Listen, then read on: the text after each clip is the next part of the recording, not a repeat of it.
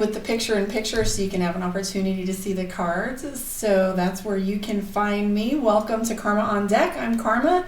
Let's do your Pisces reading for the week of, June 24th through next week. Mercury retrograde right deep in the center of the storm, guys. And let me double check I have sound because it is Mercury retrograde. Yes, we have sound. So yeah, there is the heart of the storm right now. I am going to do Pisces. Let's see, I think I did Aquarius. I think it's Pisces and, let me double check for you people. Pisces and Aries. And it's interesting because I definitely was studying Aries today in astrology and the sun sign qualities. And it's funny that I'm doing Aries reading. Aries and Gemini is what I was studying today. So let's take a look and see what's going on for Pisces.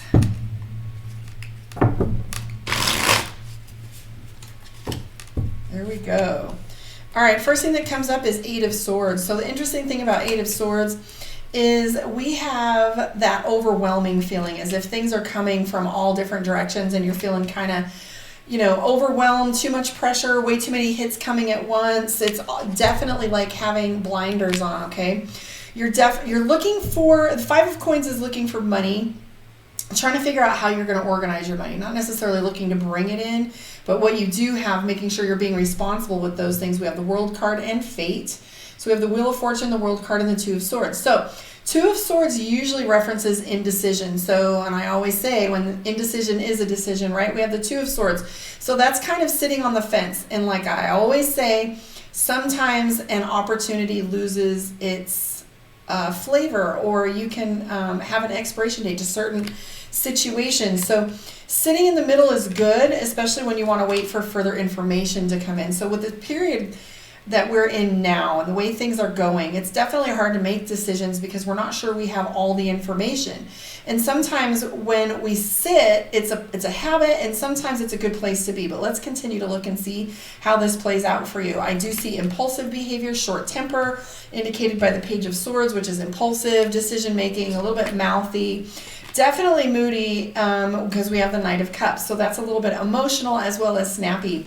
You're also feeling as if you're a ghost in your own home, or quite possibly feeling as if your voice isn't being heard. That's indicated by the Nine of Swords. See, he's a little bit faded out and he almost looks like a ghost in his own home, right? So that's feeling as if your voice doesn't matter, feeling as if you can't accomplish anything, that you're not anything but a drop in the bucket, feeling as if why bother?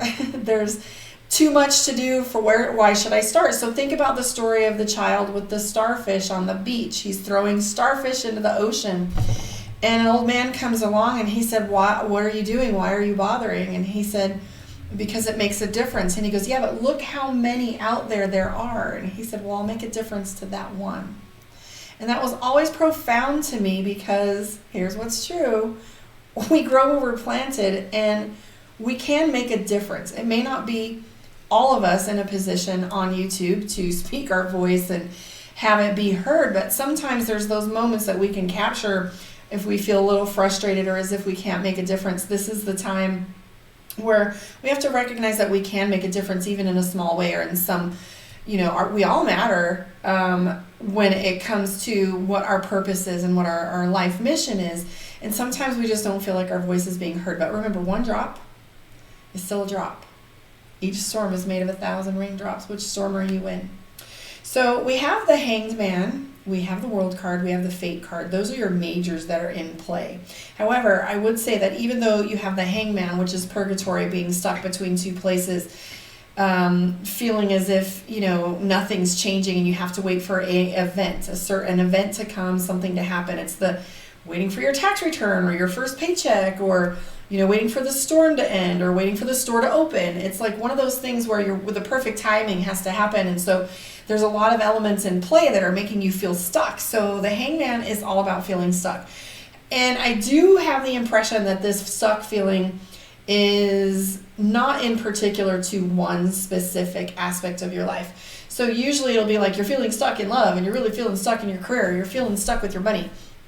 you're feeling stuck spiritually. This is just that overwhelming, oh my God. And so when I was listening to Nam Visakis yesterday with the energy report, and if any of you out there have an opportunity to listen to this is that ready,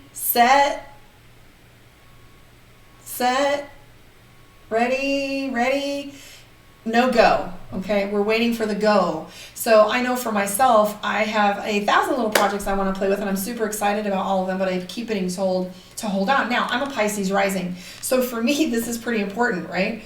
The hangman is all about feeling stuck. It's the 1, 2, I just want to go a little bit crazy. So we have the hangman. We have fate. So fate is the wheels of time turning. This is opportunity turning. This is events changing.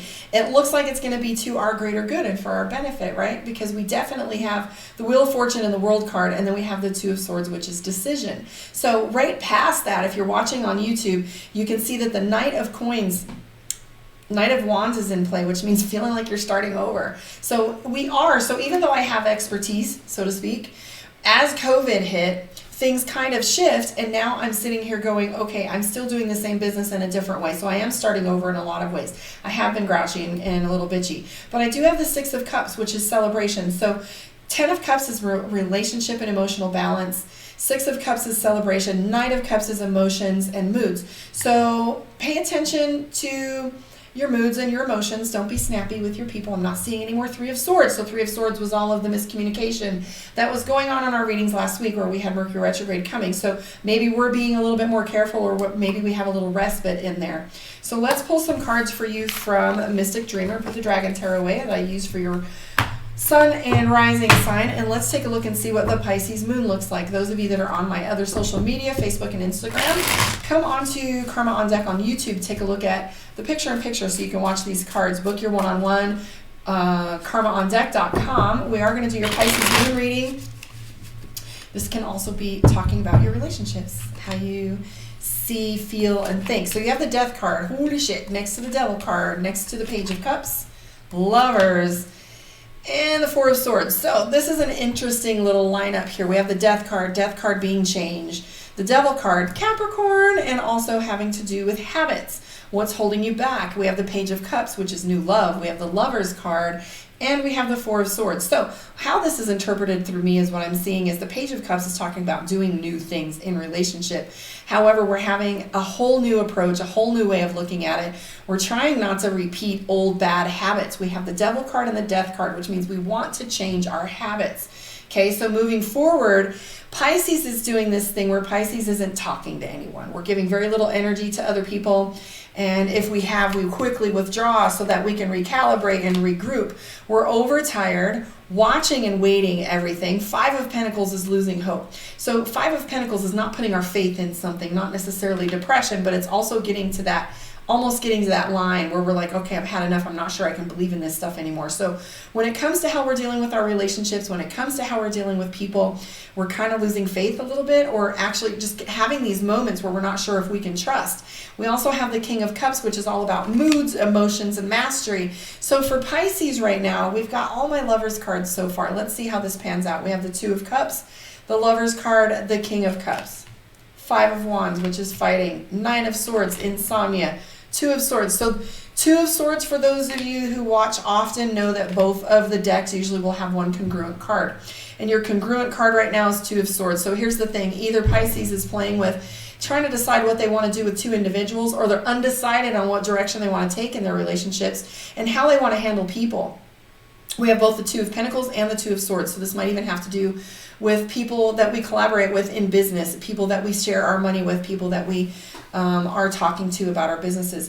We have the Eight of Wands, which is fatigue. So in combinations, I would say the Nine of Swords, the Eight of Wands, the Five of Wands, and the Ten of Swords. So this is all about carrying too much of a burden, not getting enough sleep. I've had erratic sleep all last week, and like last night was the first night's sleep that I had that was solid, longer than 3 or 4 hours at a time. So I've had insomnia and restless sleep. Usually, I used to have insomnia. Let me say I don't have insomnia, but let me say I've had restless sleep, inability to stay asleep, and I feel edgy, super edgy. And then I feel like I'm coming into this phase where really needing extra sleep. So Pisces rising in me is really feeling a lot of this energy.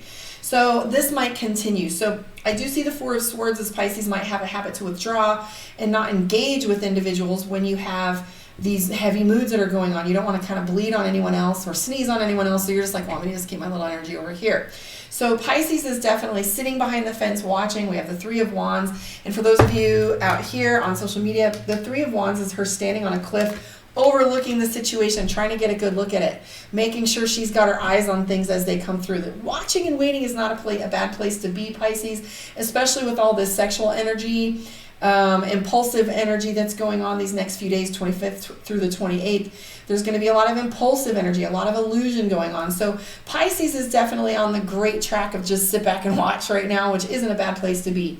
So let's pull a card for you from Divination of the Ancients and see what your little extra message is.